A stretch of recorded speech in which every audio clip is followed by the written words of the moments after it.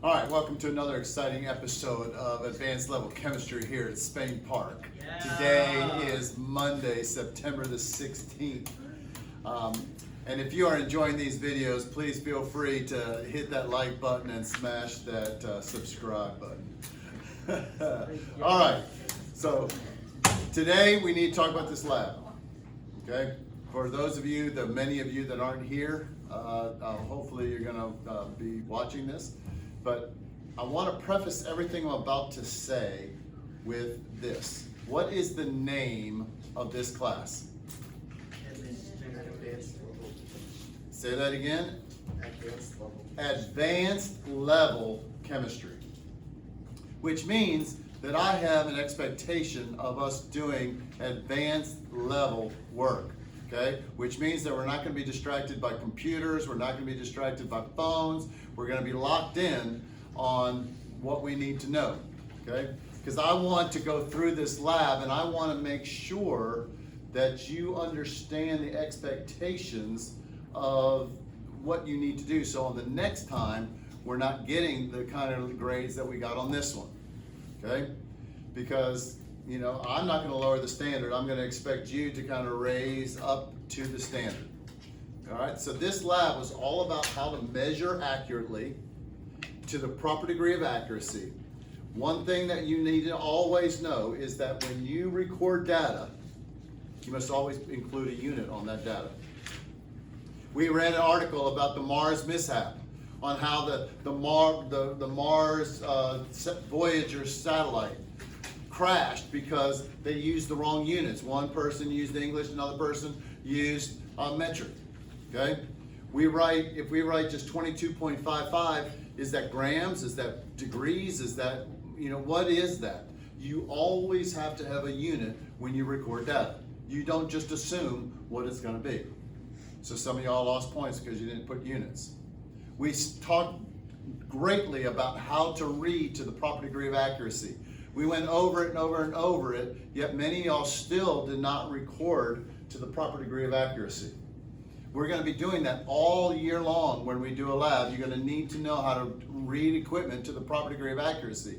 So we need to learn. Now I think that some of y'all, from the time we did the lab, we've already kind of had the test on that maybe we've made progress there. Okay, but we need to know that because you'll continue to lose points if you continue to not read the equipment to the proper degree of accuracy. So it's always going to be one pass, whatever the smallest line is.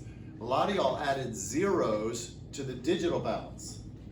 Okay, we don't do that. You don't just make up numbers that aren't there. Okay, so whatever the digital balance says, that's what you record. But if it's something's graduated, we always go one pass, whatever the smallest line is. So we need to make sure that we record to the proper degree of accuracy and we have units on everything that we do. Next, I'm going to say, if you're going to put your name on something and you're going to turn it in, take pride in what you turn in. Some of the sloppiness that got turned in was really quite amazing and a little bit discouraging. Okay, now I wish I had one. Well, this one's pretty good right here. When I talk about that, okay, and this is one of your peers. This is not me. Okay, you see this. This is what I expected to see when I looked at your calculations. I talked about you doing this. There's no need to cram everything into a tiny little space. And I know that some people's handwriting is better than others, but you can still be somewhat neat.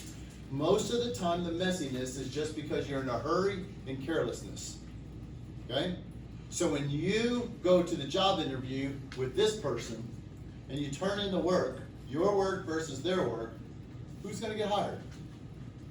Or if you're both on the job already and the person turns in this work and you turn in your work, who's going to get the promotion? Okay? Take pride in your work if you put your name on it. Make it neat. Okay? Guys, I'm a guy. My handwriting was so horrible in junior high, it could not be read. I had to learn how to print. But I learned how to print, and I learned how to put things neat and do my labs neatly. Okay? It is possible. You just gotta care enough to do it. All right? And if you want to get the good grade, then you got to care enough to do it, because this is advanced level chemistry. All right. So notice, multiply the numbers all with units. Okay. But then the calculator showed 7.2, but she knew that it needed to be 3 sig figs, so she rounded properly, put that 0 back on, 7.20.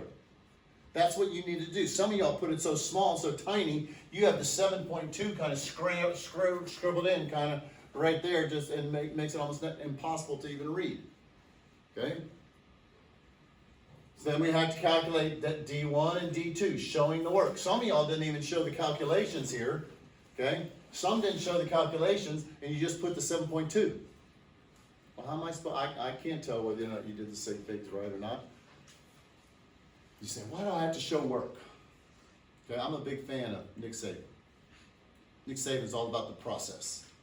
Okay, now to be truthful, there was an article in the Baton Rouge newspaper in 1994 about the Baton Rouge High girls volleyball team in which I was coaching going to state. And they asked me about my coaching philosophy in that article, and I talked about the process. And if everybody just does their own, follows the process, then we're going to be successful. And I do believe that Nick Saban read that article somehow when he was up in Michigan, or he might have even been at Kent State at the time, and he took that philosophy and he's just made it famous. Okay? But, 1994, I'll show you. I have the article somewhere on my phone. I can't remember, I can't ever find it anymore, but it's there. But it's about the process, because when are you going to have to do this in real life? Probably never. Probably never. So why do we have to learn it?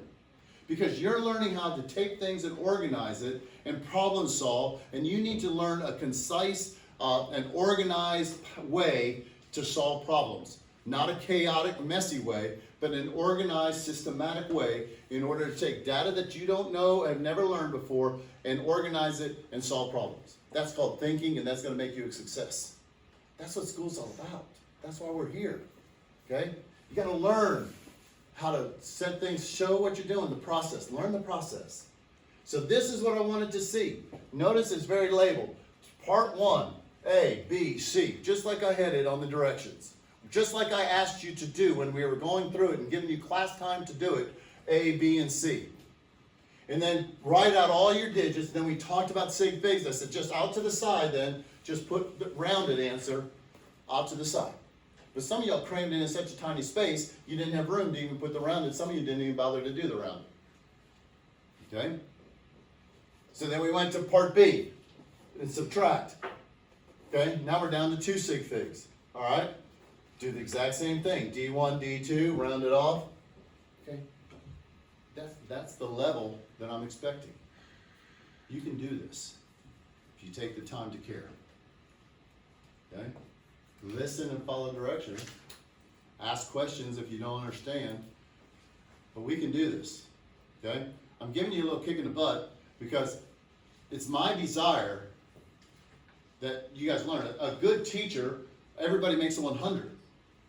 So I want you to make it, because I want to be, the whole goal of me being here is to help you learn how to do all of this stuff. So if you're not getting it, that means I'm not doing a real good job of getting it across. So I want to make sure that you understand that. But number 2, for my selfish purposes, this one was easy to grade. I could just go check, check, check, check, check down the line. And this one took me maybe 30 seconds.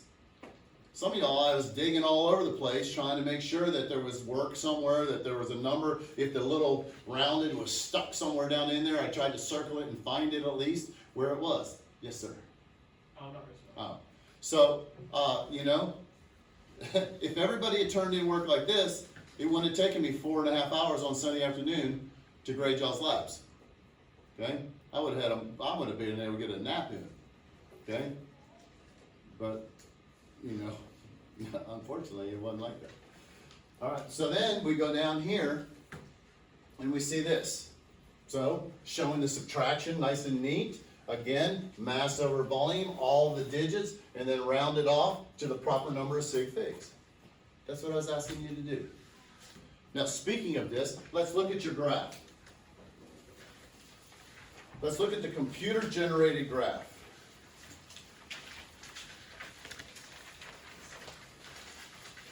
And I want to make sure that we didn't get a whole lot of time to talk about this, but I want us to look at this and see. Okay? Once again, as we're going through this, some of us need to just make sure we're following directions, working with one another, figuring out how to do this. Okay? But we're coming through here. Everybody, you look at this R value right here. Okay? This tells me my precision. The closer this number is to 1, the better your precision is. Notice that her dots are all right on the line. 0.9999. Okay, I saw 1 or 2 people that actually had a correlation factor of 1. Okay? But this shows great precision. That shows how close all of your dots are to the line. What does M represent? Slope. The slope. And in this case, the slope is rise over run, which is what over what? Mass over volume. Mass over volume, grams over liters or milliliters, which is equal to the same thing as what? Density. Density. So you were supposed to have calculated the slope right there on your graph, on your handwritten graph, okay? And then notice here it's 0.8121. The correct answer is 0.795. Okay? It's actually I think it's supposed to be 0.785 is what the right answer is. Okay? And so we're pretty close. Okay? If I wrote 795, that's why I looked it up and make sure. 0.795. So accuracy is close. Accuracy is not as perfect as the precision. Okay? But it's still pretty close. So this is measuring your accuracy. This is measuring your precision. So I want you to take a second, just right now, just take a second and look at your hand-drawn graph compared to the computer graph and see how did they compare. Because a lot of what I saw was that your computer graph gave you better results than your hand-drawn graph. You were a little bit harder on yourself trying to guesstimate where that best fit line went. But you know, you really, a lot of times your hand-drawn graph, you know, look and see, did you mess up a little bit? Where the dots, didn't plot one of the points right? You know, just compare it and look and see on that. Just learn, make sure you know how to do your hand-drawn one, okay? But again, I want to make sure that we can read this. Now, so how would I read this? What would be the density then? I mean, not the density. What would be the mass of 6 milliliters? We didn't measure that one directly, but what would be the mass of 6 milliliters? How would you do it? Go ahead, Tim. 4.9. 4.9, because you just go up to 6, hang a left. It's going to be somewhere around 4.9. Probably 1 sig fig is the best you're going to be able to do. We're going to know it's between 4 and 5, so it can only be, say, 4.9, 4.8. You know, we know it's going to be less. You wouldn't want to say 5, because we know it's below. But how much below is going to be a guess? You know, 4.9 is probably what I would guess as well. But you might even say 4.8. But you can't say 4.85, because we can't divide that into 85 100ths. Okay, so we should be able to read a graph as well. All right, so we need to work on our organization. We need to work on making sure we have units. We need to work on making sure we record to the proper degree of accuracy, okay? And labeling, using up space. If you need more paper, I'll give you paper. Please, don't try and cram it into a little tiny space, okay? Help yourself out, help me out. Lastly, let's look at the questions.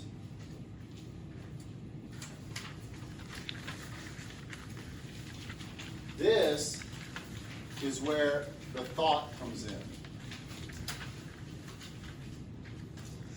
Okay, and so I just kind of want to, again, set an expectation of what I think we should be able to answer on something like this. Okay, because a lot of y'all just try to get these done, just get something turned in. So for part A, which method of determining the volume of the solid gave the most accurate results?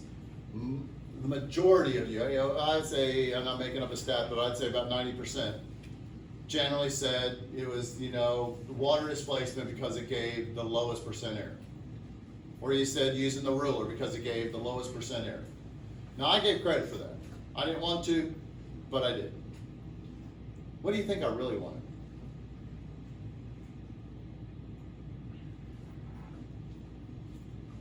Silence was not the answer.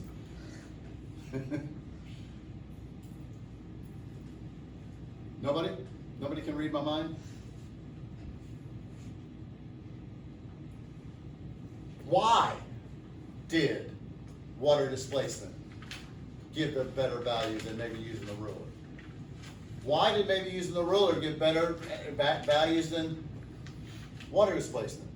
Now, which one did we think most? I know I didn't read carefully enough. I guess measuring the volume of a solid just gives more like accurate results through the method that you use. I know, but which method do you think gave the better result?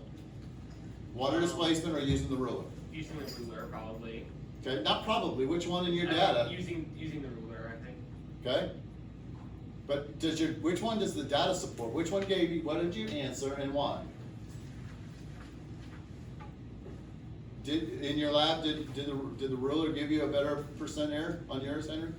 I mean, right there. What did you answer? The thing I answered is just that there was so the main way of determining volume for a solid is length times width times height. Since it's a rectangular prism, so water displacement isn't necessary for this. And again, it wasn't necessary, but again, I'm looking for. Okay, what'd you get? I said water displacement because I was more accurate. Okay, so you had a lower percent error with water displacement. That's what I was looking for, Henry. I was just, which one gave you the Yes. lowest percent error? Okay, and so he's saying water displacement. So give me a reason why. When I measured with the ruler, I had 18.8% error. Okay. But when I used water displacement, I had 3.8%. Okay, but I'm asking the question, why do you think that is? So we have these fancy rulers. How much do you think this ruler cost? Now I bought it 20 years ago, but probably cost less than $1. Maybe a quarter. Okay. So number one, now they're probably fairly accurate, but what if you're reading these little tiny lines? What if you're off by, instead of saying 1.2, you said 1.1 or 1.15? What did you do with the three numbers? How do you get volume? You multiply them, length times width times height.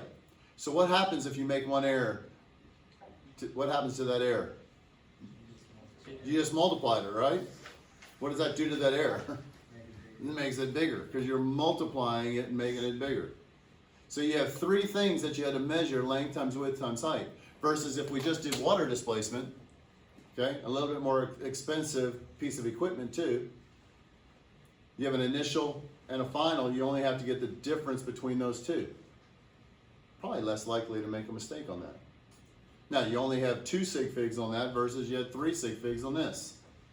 So there's a give and take. But I just wanted to get a little bit of your thought on why you thought one gave a better result than the other. Explain your reasoning. Okay? So in other words, we need a little more depth. A little more depth of thought is what I'm looking for. So now we talked about number 2. Again, just talking about alcohol, what can you say about your precision? So what does precision measure again? Precision measures like how close your attempts were to each other. How close your attempts were to each other. Now there are 2 kind of ways you could answer that. So does percent error measure your precision? What's that measure? Accuracy. Accuracy. Your accuracy. A lot of y'all answered this in terms of accuracy. Oh, we had good precision because we had a low percent error. Well, what do you need to compare for the alcohol in order to compare your precision? You guys are normally so talkative. The densities? You could compare the densities, right? Because what should happen to the densities of 3, 5, 7, and 9 milliliters? How should they vary?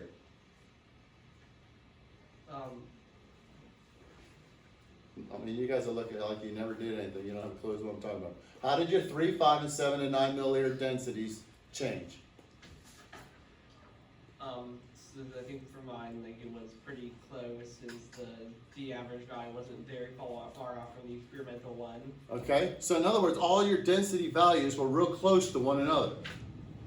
What does that mean about your precision? Small. Okay? You guys are not one to think at all today. Okay? What does precision measure? How close the answers are to each other. How close the answers are to one another. So if all of your answers are really close to one another, what does that mean about your precision? High. Close. You had good precision. Okay? You had good precision. How else could we have measured that? I think how else can our precision besides how close they are? Yeah, but well, how else could we measure how close they were? Why did we graph it? What does the graph tell us? Oh yeah, that with the slope. Okay, but what with slope, does that measure precision? No, it's like the distance between the points. Okay. Or the average distance between Okay. the points. Are all of these points on the line? Yeah. Yes. So what does that mean? It's how close they are to the line of best fit. How close they are to the line. That's a measure of your precision. Your correlation factor. This is a measure of your precision. How close are all your points in line? If they're right on the line like this one, great precision. If yours are kind of all over the place, not very good precision. If they're all over the place, what does that mean about your lab technique? You weren't very careful. You weren't making sure that meniscus was right on the 3, right on the 5, right on the 7. You were just, that's close enough. Okay? So you can kind of judge your precision. But on the same graph, question number 3, how does the slope compare to your density? Number 1, what does the slope represent? Density. The density, because it's rise over run. That was the first thing I would like to have said in this. The slope is the calculate slope, rise over run, mass over volume. And then how does that measure your accuracy? That is like, it creates like a line of best fit for your points to be close to. Okay? But however close your slope is to your right answer is a measure of your accuracy. This measures your precision. This one measures your accuracy. Okay? I was just relating the difference between precision and accuracy. The name of this lab was, what do we call this lab? Something about accuracy, something. Accuracy and Precision Lab, was the actual name of it. So I'm asking questions about accuracy and precision here at the end. I want you to be able to think, put some thought into it, not just try to, get a cheap answer in. And then lastly, the last question,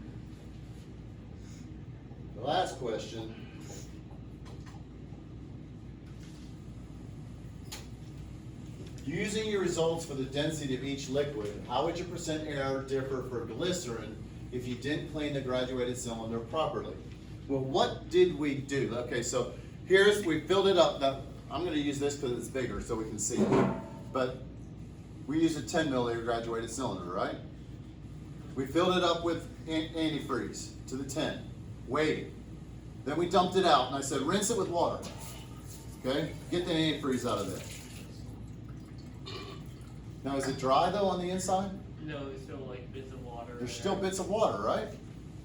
So when I go and put the glycerin in here, It's still gonna have the water on it. It's just gonna be like slightly off. it's gonna have water. Now, this was a lot of y'all said this. A lot of y'all said it's gonna have more volume because it had water in it. Okay? Nash, we're locked in, okay? But if I filled it up to the 10 or the 100, is there gonna be more volume in there than 100?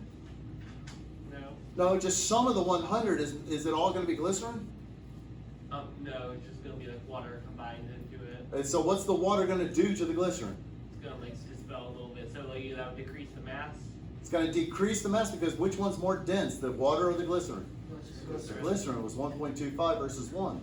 So the mass actually is gonna decrease. It's gonna dilute it, so you're gonna get a lower density because water is less dense, so it's diluted. So how did we account for that and fix that without having to stick paper towels down in the graduating cylinder that was real tiny? What did we have to do before we put the glycerin in it? Wait, No. switch it with the glycerin. We had to swish it with the glycerin. We had to put a little bit of the glycerin in there and swish it because now, when you dump that out, then what's it wet with? Glycerin. Now technically you should do it 2 or 3 times, but we were being cheap, we did it once. Okay? So even then, a lot of y'all's glycerin came out to 1.23, 1.24. So maybe there still was a little bit of water in there, causing it to be a little bit less. So this question is asking about why did we do that last step? Why did we have to swish it with the glycerin? Because if we didn't, we'd have a little bit of water in there, and that water is going to dilute my glycerin and skew my results. Most of y'all said it's going to make our percent error greater, or we're just going to be messed up. But you didn't ever say why. The why is because the water is going to dilute the glycerin, causing it to be less dense, causing the density to be too low. Those are the type of answers. I want you to think about what you're writing. Why are we doing it? Everything was about, these questions are all about what the lab was about, what the topic was about when we were studying all that. Okay? Just come on. Raise the expectation for yourself. Okay? Trying to give you a swift kick in the butt here, so the next time we can all get really good grades. 'Cause I want to give everybody a good grade. It's better for everybody. Okay? But grades are earned. This is advanced level. Got to take it up a notch. All right? Get fired up. Yeah, get fired up. We can do this. Now we do. Speaking of getting fired up and given a chance to demonstrate how much you know, we do have a quest tomorrow. There are going to be 19 multiple choice questions and 4 problems. The multiple choice questions are all about the notes, all about kinetic and potential energy. When temperature changes, what type of energy changes? The kinetic energy. The kinetic energy. But when phase changes occur, Potential energy. it's all going to be potential energy Because that's at a constant temperature. at constant temperature. So again, what temperature does ice melt? It's 0 degrees Celsius. What temperature does water freeze? 0 degrees. It's that flat, okay? So you're gonna have questions just about those types of things in the notes: conduction, convection, radiation. So use like the 2 pages of notes that we have, but we've talked about them in great detail, okay? I will tell you that graph that was on the board forever and ever, amen, is gonna be on the test, okay? So you just need to know that. But you're also gonna then have problems, and so I have 3 practice problems for you that you can practice, that just kind of see right now. Okay? Number 1, number 2, and number 3.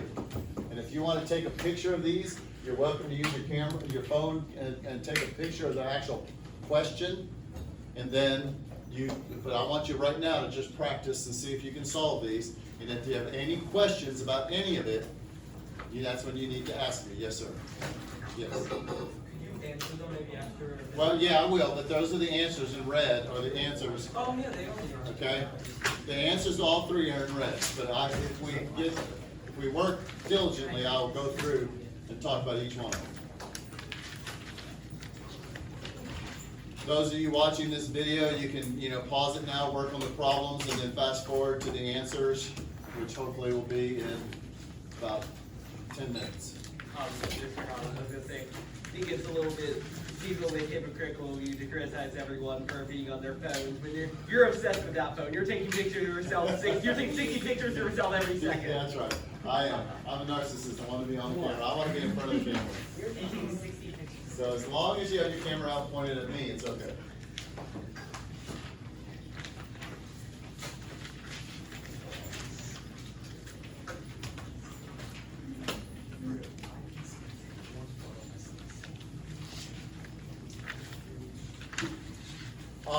And again, for tomorrow on the test, just remember, all constants are given. The specific heats of water, ice, and steam, the heat of fusion, heat of vaporization is given, your equation, Q equals MCAT's given, Q equals M delta HV and delta HF, those are both given. Okay? You just have to know how to apply them.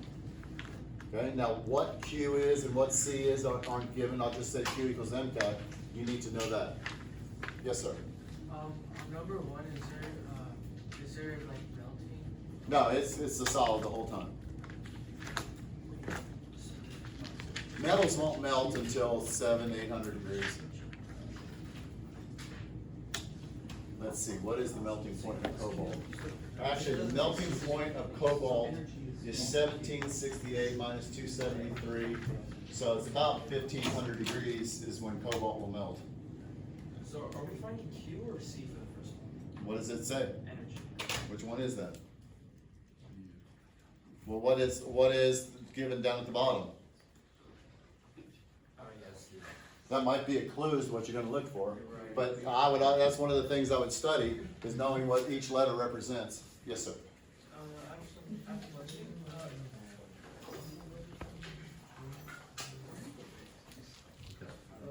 So I found that this, I'm reading this book also. For this, when we print it out in here, if it wasn't the line being get printed, and it's like, it prints out like this, it means that to just write it. I remember that, but, okay, I mean, the reality is that we should have been able to figure out, get it on the computer and get it done, okay? But we weren't probably as focused as we needed to be, but I'll give you a point back. Also, for this one, you cross this out, but I have my answers. over So I here. I'm just gonna follow on, I have no idea where all that.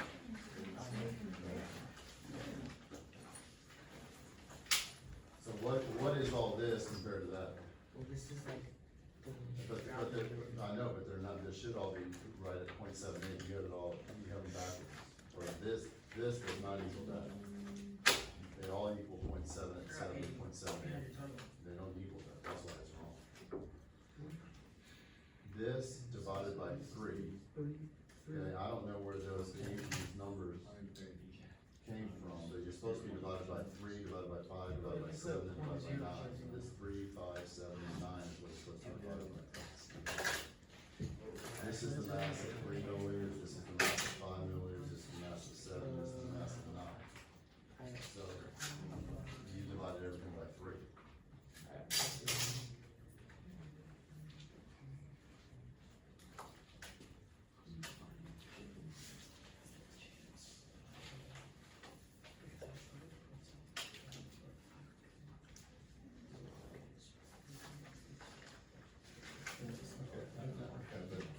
I'm taking points on that.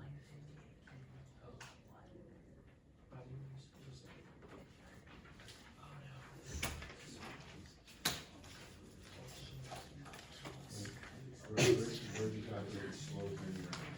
Is number one key? What about those specific calculate slope in the other right here? Supposed to calculate slope in your- Yeah, that's what I'm saying. So it's what is it, 25? You have these points on it, you just have it finished. Because I wanted you to compare what you got versus what you did. This is a simple question. So this, you said it's metals. Oh, yeah, that's That's funny, I would have thought, so I'm pretty sure it's just not. You'd have to, clarify. Do it, tell us. Okay. You gotta use a timeline, quit screwing around back here. You can't throw any stones, do you?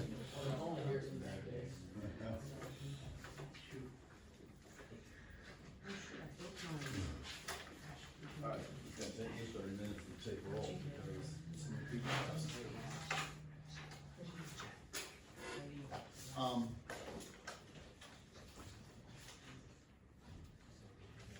Bastion and Levi, you still need to come in and do test corrections. I know Levi, you talked to me, so you gotta come in and get your test corrections done. Needs to be this week.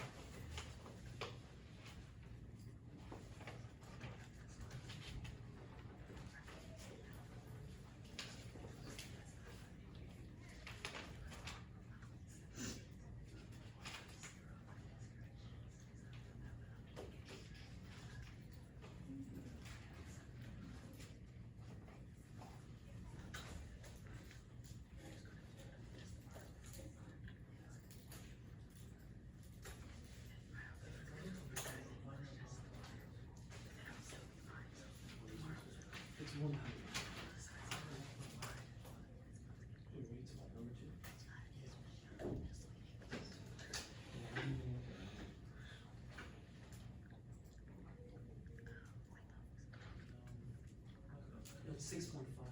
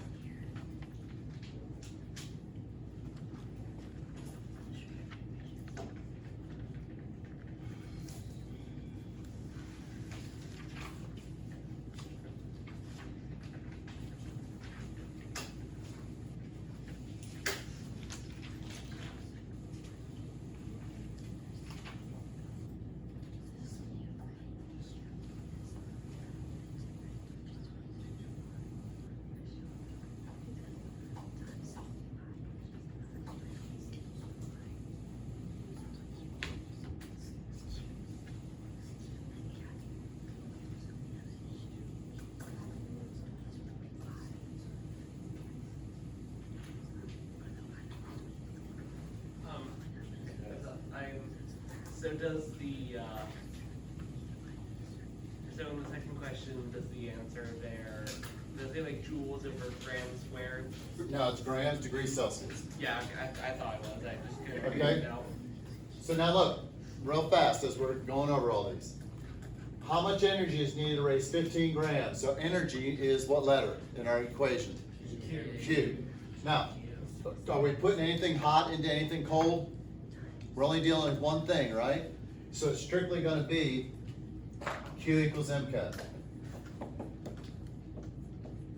Okay, so we know the mass. This is your M. C is given right here. And your delta T is always T final minus T initial. Always. So you just plug those values in. You should get that 821. Now, what are the key words in problem 2? If I see specific heat, that's going to tell me Q equals MCAT. I'm going to need to use that somewhere, somehow. But it also says a calorimeter. What equation does a calorimeter always going to use? Q lost is equal to negative Q gain. Okay? Well, now again, we measure the Q of each one with MC delta T, but the metal is losing, the non-metal is gaining, the water is gaining.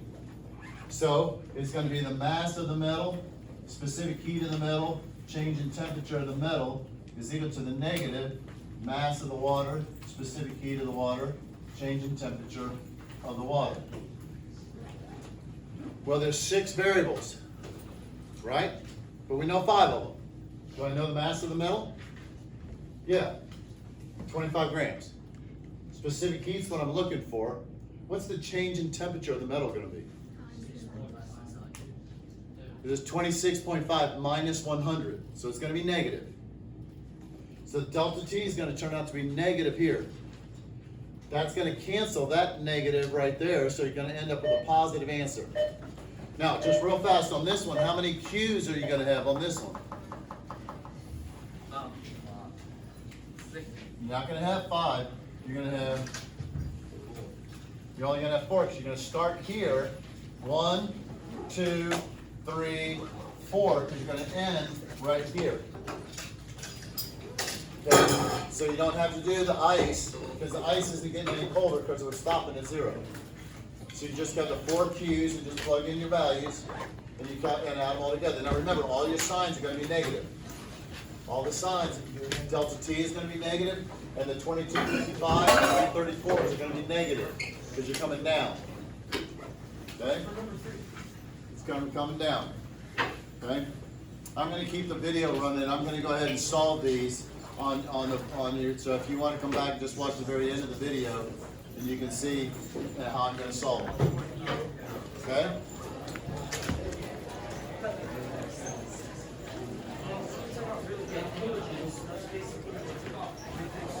So when we're solving this,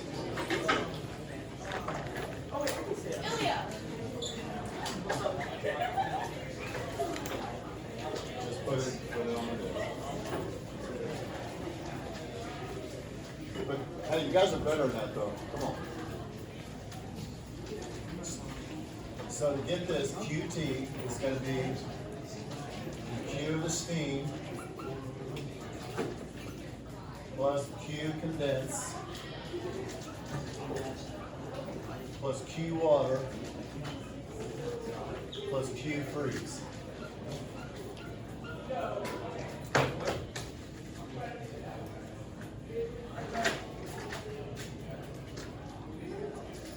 So if we want to do this, it's going to equal the mass of the steam, which is 250 grams. Negative 677. It's negative 7. It comes out to 61. Yeah. Well, the problem is I got negative 677 kilojoules. Well, you just plugged in a number, you just Well, yeah, transposed the I'm number. trying to see what I messed up. Negative 1.841, not negative, 1.841 joules per gram degree Celsius, but it's going to be negative 20.0 degrees plus 250 grams. times negative 22.55 joules per gram plus 250 grams times 4.184 joules per gram degrees Celsius times negative 100 degrees Celsius plus 250 grams times negative 334 joules per gram. Put all that in, you add it up, just making sure you pay attention to all your negative signs. I messed up the last one, the 250 and the 334. You didn't use negative? Yeah, no, I didn't use that section. Okay. It's because by zero, yeah. It's Yeah, because, I mean, again, when you're looking here, 1, 2, 3, 4, 5, you're stopping here. So you don't have to have the fifth cube, but you do have to get, this is water here, Yeah. this is ice here. Oh, because it's at zero, I still have to remove the. That's right, you just gotta take the potential energy out of it, the 334 joules per gram. You're right. Thank you. All right? So then, to plug in over here, it's gonna equal, the mass of the metal is 15 grams. Specific heat of the metal is what we're looking for. The change in temperature, 26.5 degrees minus 100 degrees is equal to negative. Mass of the water is 75 grams. 4.184 joules per gram degrees Celsius times 26.5 degrees minus 20 degrees. So then once you have that, you just kind of plug it all in.